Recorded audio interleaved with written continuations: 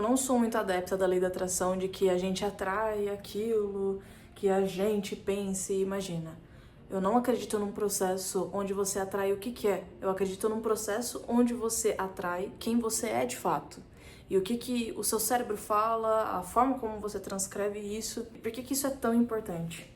Quando a gente pensa quantas vezes a gente já desejou uma vida diferente, um relacionamento diferente, dinheiro, paz, as coisas ficam um pouco turvas. E eu gosto de trazer não só para minha vida, mas como para os pacientes, para um conceito geral, subjetividade faz com que você fique mais ansioso. É legal a gente trazer esse debate, porque se a gente for falar tanto no mundo emocional, quanto no mundo business, quanto numa vida pessoal em si, você sempre vai atrair questões que sempre vão ser muito mais parecidas com os hábitos que você está tendo de fato, do que realmente com aquilo que você está pensando, imaginando, e eu vou te explicar o porquê.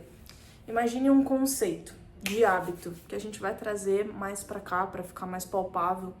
Do seguinte, hoje você imagina uma questão de um fogaréu na sua frente e você se imagina tocando nele. Não te dá palpitação nem nada do tipo, pode só te dar uma estranheza em imaginar a situação, mas não passa na sua percepção qual o processo? O processo da retirada da situação. Só que se fisicamente você se atrela a isso, vamos supor, eu vou ali na minha cozinha agora, eu acendo meu fogão e eu vou para tocar o fogo, eu realmente tenho uma reação ou de dificuldade em relação a conseguir tocar nesse fogo, porque já tem alarmes sendo ligados, e em relação à fuga desse objetivo. Eu não atraio o que eu penso, eu atraio o que eu estou fazendo, aquilo que eu sou de fato. E as pessoas têm dificuldade em entender isso neurologicamente falando, porque hoje em dia tudo é fato. Né? Eu falo pra você uma coisa, isso é fato, só que a gente precisa trazer pesquisa, a gente precisa trazer processo, porque uma prática baseada em uma evidência, ela sempre é muito mais suscetível. E leve isso pra sua vida como um todo. Não tô falando pra você levar isso pra sua vida, por exemplo, pra você ir no encontro amanhã, ou pra você arranjar um emprego agora. Não tenha totalitarismo, mas entenda que os seus hábitos e a forma como você conduz a mentalidade e o comportamento vão fazer com que você esteja no lugar que realmente você precisa estar, entende? A gente tem uma base muito mais sólida da vida quando a gente percebe os detalhes, e hoje em dia falta essa percepção de detalhe. Hoje em dia é tudo sintoma, hoje é tudo fato, qualquer um é um guru, e saia dessa visão de guru, saia dessa visão da bolha, que muitas vezes a gente é submetido, porque é muito favoroso para qualquer sistema que você esteja dentro da massa, que você não pense por si só. A gente vai discorrer hoje, porque não só sobre a minha história, mas só sobre o meu trabalho. Se a gente for pegar essa visão de quem eu quero ser, a intenção de ser essa pessoa com apenas o desejo, não tá compatível. E por muito tempo eu sempre tive aquela visão daquela pessoa procrastinadora, que não faz tudo por completo, ou que deixa para depois, mas por um perfeccionismo muito grande, de sentir que eu só poderia fazer quando eu estivesse perfeito. E de fato, as coisas podem ficar melhores com o tempo, você consegue trazer mais visão com o tempo, mas você só vai atrair aquilo que você é. E se eu sou uma pessoa que não se dispõe a nada, não tem intenção em nada, tudo é subjetivo, até o jeito que eu acordo, o jeito que eu durmo, o jeito que eu como, as coisas que eu realizo no dia a dia, o básico, ele não tá feito, como que o extraordinário vai estar feito? E aí, como que eu imagino as coisas e eu concretizo ela? A gente coloca isso num sonho inalcançável, inapalpável, mas o processo ele é diferente. Ele é sonho, é objetivo, objetivo é meta, meta é rotina, rotina é hábito. Eu quero trazer para você, não existem grandes viradas de chave na vida.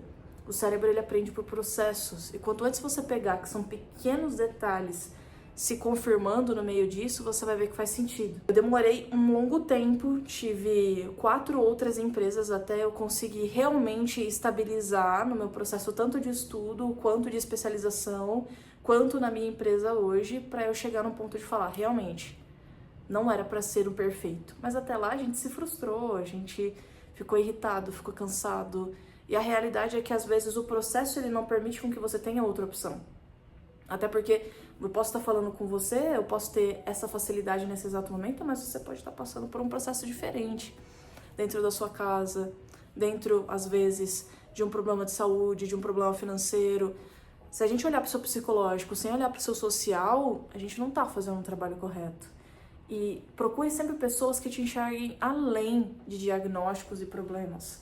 Mas procure pessoas também que enxergam o que você vive socialmente falando. Porque isso faz muito mais diferença do que qualquer feijão com arroz que você vai comer aí, digo, em estratégia de vida, e ai, faça isso e melhore, faça isso e mude. Porque isso não vai fazer diferença. Desconfie quem te promete mudanças repentinas do dia pra noite. Desconfie. Porque esse é o problema. As pessoas prometem muito e não entregam nada. E por isso que ao longo dos últimos 2 anos, o meu trabalho vem sendo entregar. Isso que eu tô entregando pra você, esse papo que a gente tá tendo, a gente pode aprofundar muito mais.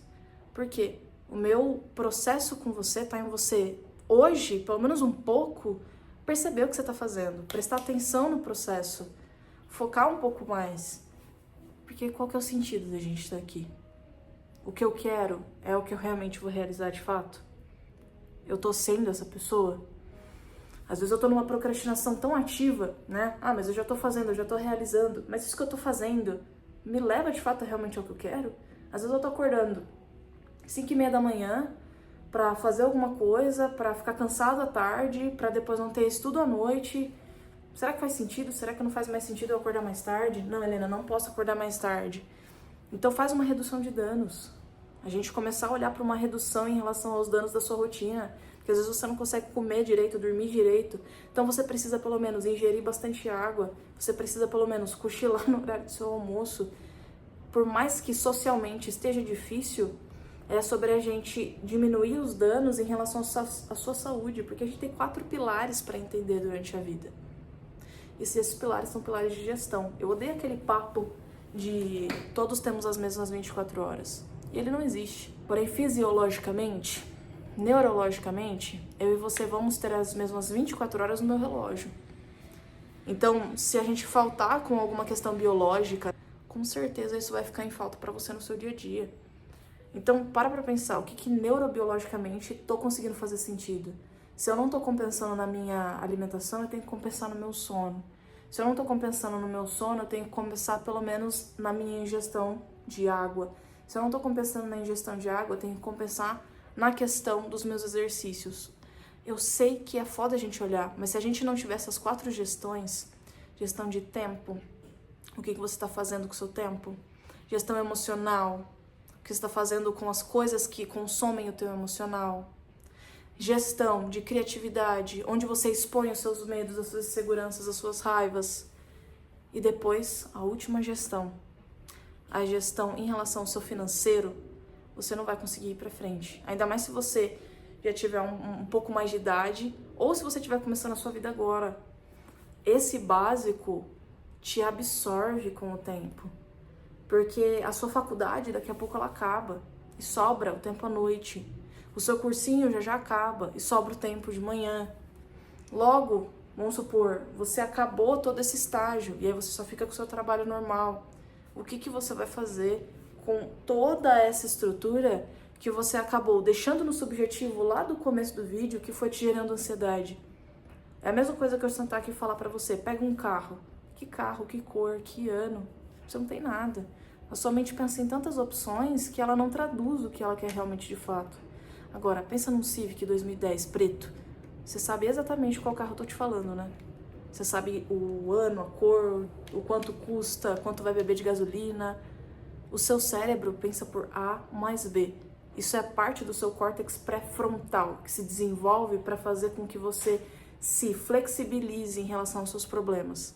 E quando ele está acumulado, quando ele está obstruído, gera uma defasagem cognitiva, porque você já usou tanto ele para tentar resolver pequenos problemas, que os problemas que são realmente essenciais você não resolveu. Então o que você está fazendo no meio desse processo? Ou já parou para pensar em qual cognição você vai mexer? Você não é aquilo que você quer, você é aquilo que você está fazendo. Você é aquilo que você está se colocando para ser.